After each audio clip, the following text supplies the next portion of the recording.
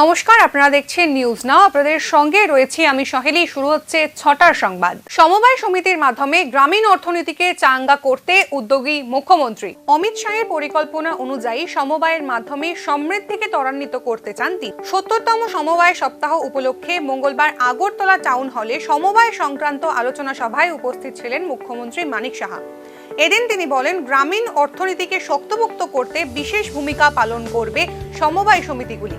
গ্রামীণ অর্থনীতি চাঙ্গা হলে এক ত্রিপুরা শ্রেষ্ঠ ত্রিপুরার পথও সুগম হবে। এছাড়াও তিনি বলেন, অমিত শাহের নেতৃত্বে সমবায়ের কাজের গতি বেড়েছে গোটা দেশেই। সেই পথেই হাঁটবে ত্রিপুরাও। সমবায়ের মাধ্যমে আত্মনির্ভরশীল হওয়ার কথাও জানিয়েছেন তিনি। মানিক সাহা জানান, কেন্দ্রের মতোই রাজ্যও সমবায়ের মাধ্যমে সমৃদ্ধির দিকে নজর দেবে। আমাদের স্বরাষ্ট্রমন্ত্রী অমিত শাহজি এবং ওনাকে সাহায্য করার জন্য প্রতিমন্ত্রীর দায়িত্বে আছেন শ্রী BL বার্মাজি। এবং যেভাবে উনি যখন এর দায়িত্ব পান, আমরা সবাই জানি কিভাবে উনি দেশকে পরিচালনার ক্ষেত্রে স্বরাষ্ট্রমন্ত্রীর দায়িত্ব নেওয়ার পর যেভাবে কাজ করেছেন এবং সমবায়ের দায়িত্ব নেওয়ার পর তার যে মোমেন্টাম, সেটাও কিন্তু আমরা দেখছি অনেকাংশে সেটা বেড়ে গেছে। এবং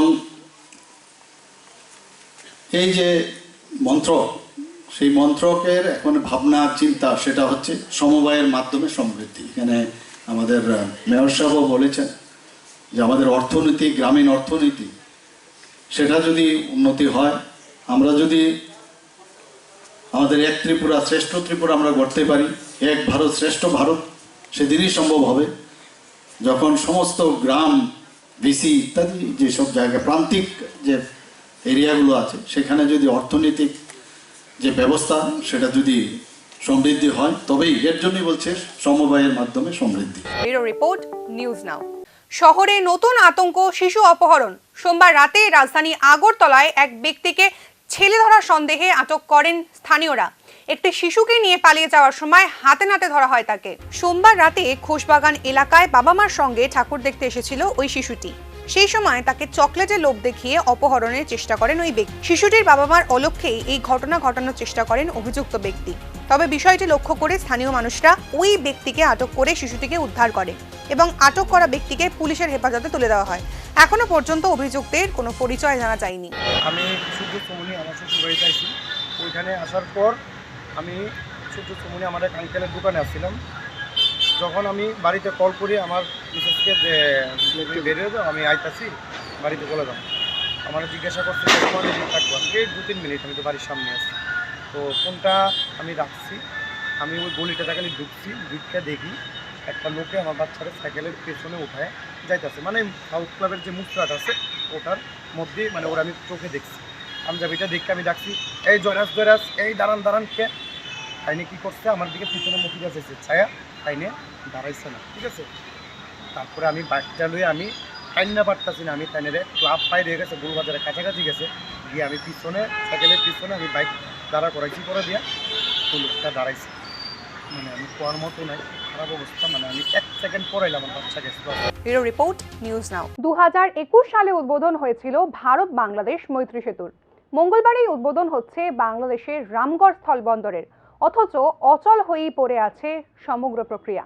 2019 সালে কাজ শেষ হয়েছিল মৈত্রী সেতুর। বাংলাদেশের ফেনী নদীর ওপর 133 কোটি টাকা খরচ করে মৈত্রী সেতু বানিয়েছিল ভারত। 2021-এ দুই দেশের প্রধানমন্ত্রীর ভার্চুয়াল উপস্থিতিতে উদ্বোধন করা হয় মৈত্রী সেতুর, অথচ এখনও অকেজ হয়ে পড়ে আছে সেটি। দুই দেশের স্থলবন্দরগুলি তৈরি হলে উভয় দেশের পরিবহন ও পর্যটন ক্ষেত্র বেশ সুবিধাপ্রাপ্ত হবে। চলতি সপ্তাহের মঙ্গলবার বাংলাদেশ প্রান্তের রামগড় স্থলবন্দরের ভার্চুয়াল উদ্বোধন করেছেন প্রধানমন্ত্রী শেখ হাসিনা। তবে ভারতের দিকে সাবরুম স্থলবন্দরের কাজ এখনও শেষ হয়নি, অপেক্ষা করতে হবে এখনও। সূত্রের খবর, কাজ শেষ হতে সময় লাগতে পারে আরও মাস 2-1। তবে মহকুমা বা প্রশাসনের তরফ থেকে কোনো স্পষ্ট উত্তর পাওয়া যায়নি। মৈত্রী সেতুর ভবিষ্যৎ নিয়ে ইতিমধ্যেই প্রশ্ন উঠতে শুরু করেছে জনগণের মনে। এই অবস্থায় দ্রুত কাজ শেষ হোক চাইছেন দুই দেশেরই জনগণ। ব্যুরো রিপোর্ট, নিউজ নাও। পাড়ায় দুর্গাপুজোর আয়োজন ঘিরে দুই পক্ষের মধ্যে বিতর্ক। ঘটনা বিশালগড়ের চন্দ্রনগর এলাকার। অভিযুক্ত একজনকে গ্রেফতার করেছে পুলিশ। পাড়ায় দুর্গাপুজোর আয়োজন নিয়ে দুই দলের মধ্যে বেশ কিছুদিন ধরে মতবিরোধ চলছিল। তবে সোমবার রাতে এই বিরোধ তীব্র আকার ধারণ করে। দুই পক্ষের হাতাহাতিতে আহত হন বেশ কয়েকজন। ঘটনা সামাল দিতে ঘটনাস্থলে পৌঁছয় বিশালগড় থানার পুলিশ। ঘটনায় একজন অভিযুক্তকে আটক করেছেন তারা। আহতদের চিকিৎসার জন্য হাসপাতালে নিয়ে যাওয়া হয়েছে। আমরা দুর্গাপূজা করতেছি, আমরা বাড়ির পাশে, এরপর তারা আমরা লোকের শত্রুতা করতেছি। অক্ষরের কালী পূজার উপলক্ষে তারা আমার ছেলেরা নেশা করাতে পছন্দ করে হিসেবে এগুলো দিয়ে বাড়ির মধ্যে একটা ব্যাপার দেখা হিসেবে আমরা ছেলেকে মারছি, কইছি কি লেগে কার লোকে গেছো, এটা আমরা করছি করে তারা বাড়ির মানুষের সবাই এবারে হিয়া থেকেও স্কুলে তারা সব লগাই ঢাকায় এসে সব রকম লইয়া এসে আইনে সেটা মারধর করছে। আমরা ছেলেরাও মারছে। আপনার ছেলের নাম কি? মানে যারা মারছে তারা লোকই চলতো আপনার ছেলে? না এখন যদি কাজ করে আজকে মাত্র আসছে বাড়ি। মানে মারার কারণটা কি কারণে মারছে? ওই পূজার উপলক্ষে আমরা এটা নতুন করে পূজা করতে আসি, পূজা সাদা সাদা হয়ে আসে। কোন জায়গাতে কোনো না? আমরা এখন ব্যুরো রিপোর্ট, নিউজ নাও। শিশু দিবসে গাজায় যুদ্ধ বিধ্বস্ত শিশুদের নিয়ে উদ্বেগ প্রকাশ সুদীপ রায় বর্মনের। মঙ্গলবার দেশের প্রথম প্রধানমন্ত্রী জওহরলাল নেহরুর জন্মদিন পালন করে ত্রিপুরা কংগ্রেস। এদিনের অনুষ্ঠানে নিজের বক্তব্যে গাজায় যুদ্ধ বিধ্বস্ত শিশুদের প্রতি তাঁর উদ্বেগের কথা জানান তিনি। জওহরলাল নেহরুর জন্মদিন উপলক্ষে 14 নভেম্বর দিনটিকে শিশু দিবস হিসেবে পালন করা হয়। পণ্ডিতজি মনে করতেন শিশুরাই দেশের ভবিষ্যৎ, তাই শিশুদের মঙ্গল কামনায় তিনি সারা জীবন কাজ করে গেছেন। পণ্ডিতজির এই চিন্তাধারাকে সম্মান জানিয়ে এদিন বিধায়ক সুদীপ রায় বর্মন বলেন যে যুদ্ধের নামে শিশু নিধন চলছে এবং যেভাবে শিশুদের অধিকার বঞ্চিত হচ্ছে তা অত্যন্ত লজ্জাজনক। অবিলম্বে এই যুদ্ধ বন্ধের বার্তা দেন তিনি। আমি শুধু একটা অ্যাড করতে চাই, আজকের এই শিশু দিবস থেকে একটা বার্তা, ছোট্ট একটা প্রান্তরার জন্য আমরা বার্তা দিতে চাইছি।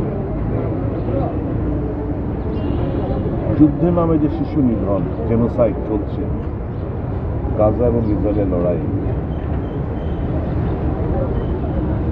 এটা বিলম্বে বন্ধ হোক। আমরা দেখছি যুদ্ধের নামে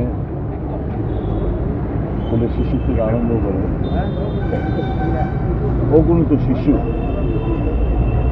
প্রাণ হারিয়েছে। আজকের দিনে পণ্ডিত জওহরলাল নেহরুর জন্মদিনটি খুবই তাৎপর্যপূর্ণ।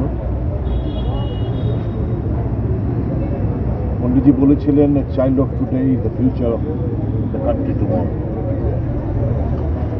কাজেই তাদের অধিকার, তাদের শিক্ষিত করে তোলা, এটাই ছিল পণ্ডিতজির প্রধান উদ্দেশ্য এবং লক্ষ্য। সেদিকে বিচার করতে গেলে এই যে অগণিত শিশু গাজা এবং ইসরায়েলের যুদ্ধে যে মারা যাচ্ছে, তারা তো এই কলি মানে ব্লুম, ফুলের সঙ্গে নেহরু তুলনা করতেন। এই ফুল ফোটার আগে কলি ঝরে পড়েছে। খুবই দুঃখজনক ঘটনা। প্রত্যেকটি মানুষের এই পৃথিবীতে যারাই বসবাস করে এটা কোনোদিনই মেনে নিতে পারবেন না যে যুদ্ধের নামে চলছে শিশু নিধন। অবিলম্বে ভারতবর্ষের একটা ছোট্ট একটা প্রান্ত রাজ্য থেকে আমরা এই বার্তা দিতে চাই, এই যুদ্ধ যেন বন্ধ হয়, শান্তির মাধ্যমে, কথাবার্তার মাধ্যমে যেন সমাধান হয়। এটি হবে আমাদের মধ্যে। রিপোর্ট, নিউজ নাও। ইন্ডিয়ান ব্যাংকে ভয়াবহ আগুন, পুড়ে ছাই একাধিক জরুরি নথিপত্র। মঙ্গলবার সকাল আনুমানিক 6টা নাগাদ আগরতলার শকুন্তলা মার্কেট স্থিত কেসি মার্কেট সংলগ্ন ইন্ডিয়ান ব্যাংকে ভয়াবহ আগুন লাগে। ঘটনায় পুড়ে ছাই হয়ে যায় একাধিক জরুরি নথিপত্র সহ কম্পিউটার ও জিনিসপত্র। খবর পেয়ে ঘটনাস্থলে পৌঁছয় পুলিশ। সময় মতো দমকল কর্মীরা এসে পৌঁছানোর কারণে বৃহত্তর দুর্ঘটনার হাত থেকে বেঁচে গিয়েছে এলাকাবাসীরা। পুলিশ সূত্রে জানা যাচ্ছে শর্ট সার্কিটের কারণেই এই দুর্ঘটনা ঘটেছে। তবে সম্পূর্ণ ঘটনায় ব্যাংকের তরফ থেকে কোনো নিরাপত্তারক্ষী না থাকাতেই এই দুর্ঘটনা ঘটেছে, এমনটাই অভিযোগ উঠছে বারবার। কল পাইছি, কল পাওয়াতে আমরা এসে যে স্টার্টার যে সবই লাগেন না, তা আমরা লকারটা দিয়ে কাটার পরে আমরা ভিতরে ঢুকতে পারতেছি না। আগুন ধোয়া, জল দেওয়ার পরে গ্যাসের ভিতরে ঢোকার পরে সব আগুন। আগুনটা কটার সময় লেগেছে? 6টা। কটার সময় এসেছিল আপনারা? আমরা লগে বিয়ে করছি, কল পাইছি লগে বিয়ে করছি। এমনি এটা কোন জায়গায় কি তেমন লাগছে? কি তোর ইন্ডিয়ান ব্যাংক ইন্ডাস্ট্রি? হ্যাঁ, ইন্ডিয়ান ব্যাংক। Indian bank? হ্যাঁ, ইন্ডিয়ান ব্যাংক শকুন্তলা রোড। কি কি ক্ষয়ক্ষতি হয়েছে? ক্ষয়ক্ষতি তো এখন কাগজ আছে, ডকুমেন্টস আছে, এখন কম্পিউটার 2টা, এসিও আছে, আর বাকি কি এখন গেছে আমরা তো আর কিসের থেকে লাগছে কিছু? এর আগে short circuit. Bureau report, news নাও। দেশের উত্তর পূর্বাঞ্চলের মধ্যে ত্রিপুরায় ডায়াবেটিক রোগীর সংখ্যা সবচেয়ে বেশি। সম্প্রতি এই নিয়ে উদ্বেগ প্রকাশ করেছেন রাজ্যের মুখ্যমন্ত্রী। মঙ্গলবার ছিল বিশ্ব ডায়াবেটিক দিবস। রাজ্যে ডায়াবেটিক রোগীর হার খুবই উদ্বেগজনক। উত্তর পূর্বাঞ্চলের মধ্যে সবচেয়ে বেশি ডায়াবেটিক রোগী ত্রিপুরায়। রাজ্যে ডায়াবেটিক রোগীর হার 1.4%, প্রি ডায়াবেটিক রোগীর হার 14.7%, যা গোটা উত্তর পূর্বাঞ্চলের মধ্যে সবচেয়ে বেশি। ডায়াবেটিকের কুপ্রভাব নিয়ে উদ্বিগ্ন মুখ্যমন্ত্রী মানিক সাহা। চিকিৎসকদের এক সম্মেলনে ডায়াবেটিস প্রতিরোধে জনসচেতনতা বাড়াতে গুরুত্ব আরোপ করতে বলেছেন তিনি। সাধারণ মানুষের মধ্যে ডায়াবেটিস নিয়ে সচেতনতা বাড়াতে মঙ্গলবার আগরতলায় এক সচেতনতা র্যালির আয়োজন করে ডায়াবেটিস ওয়েলফেয়ার সোসাইটি। র্যালিতে উপস্থিত চিকিৎসকরা ডায়াবেটিস প্রতিরোধে সচেতনতার পাশাপাশি জীবনশৈলী পরিবর্তনের উপরেও গুরুত্ব দিতে বলেছেন। খাওয়া দাওয়া অভ্যাস পরিবর্তন ও শরীরচর্চার কথাও বলেছেন এদিন। একটা মহামারীর রূপ ধারণ করেছে, সেইটাকে প্রতিরোধ করতে হবে। প্রতিরোধ করতে হলে জীবন শৈলীর পরিবর্তন করতে হবে, খাওয়া দাওয়া সীমিতভাবে করতে হবে, এক্সারসাইজ করতে হবে এবং পরীক্ষা নিরীক্ষা করতে হবে। আমাদের দেশে প্রায় এক যুগ আগে ওয়েস্টার্ন কান্ট্রির তুলনায় এক যুগ আগে ডায়াবেটিস ধরা পড়ে। কারণ আমাদের কায়িক পরিশ্রম ঠিক থাকলেও আমাদের শরীরে যে অ্যাবডোমেনের যে ফ্যাট আছে, ফ্যাট কিন্তু বেশি। অ্যাবডোমেনের ফ্যাট বেশি থাকলে আলাদা ধরনের জটিলতা থাকে। এই সমস্ত জটিলতা থেকে যেমন একজন ডায়াবেটিস রোগীর 2 গুণ বেশি সম্ভাবনা থাকে, চোখের দৃষ্টিশক্তি হারানোর 3 গুণ বেশি সম্ভাবনা থাকে, পায়ের অঙ্গ সাধারণ হওয়ার 2 থেকে 3 গুণ বেশি সম্ভাবনা থাকে, কিডনি রোগ হওয়ার 5 গুণ বেশি সম্ভাবনা থাকে, স্ট্রোক হওয়ার। এই সমস্ত জটিলতা যাতে না হয়, আর জটিলতা হলেও যাতে খুব তাড়াতাড়ি ধরা যায়, তার জন্য জীবনশৈলী পরিবর্তন করা উচিত। আজ ব্যুরো রিপোর্ট, নিউজ নাও। গার্হস্থ্য হিংসার শিকার এক মহিলা। পারিবারিক কলহের জেরে ওই মহিলাকে অ্যাসিড খাইয়ে খুন করার অভিযোগ ওঠে তার স্বামীর বিরুদ্ধে। ঘটনা সিধাই জেলার অন্তর্গত মাতাইপাড়া এলাকার। সোমবার গভীর রাতে পেটে ব্যথা অনুভব করেন সায়মা দেববর্মা নামের ওই মহিলা। সেই সময় তাকে ওষুধের বদলে অ্যাসিড পান করান তার স্বামী অমিত দেববর্মা। এমনটাই অভিযোগ মৃত সায়মা দেববর্মার পরিবারের সদস্যদের। এলাকার বাসিন্দারা জানায় যে বিভিন্ন বিষয়কে কেন্দ্র করে মৃত মহিলা এবং তার স্বামীর মধ্যে প্রায়শই ঝগড়া চলত, আর সেই ঝগড়ার ফলস্বরূপ এই ঘটনাটি ঘটে।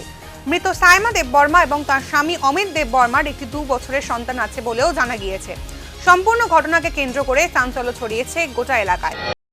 বুজা গয়া বুসাম বুসাম বুসানা হানা হানে লগে ফুজান তাইনি ন তুনি রিমানি বুসানা হান থামাছে ও লাमा आयं उयं नु हुया जागावो बुसाम बुसां खै बुगoi बिमनाय सं लामा गसा आं नाफादि आं नाफागि आं द्राय बाजिलिया आनो कथिपुर नं नाफिबाय हि सावै बुखाय सं खायना ব্যুরো রিপোর্ট, নিউজ নাও।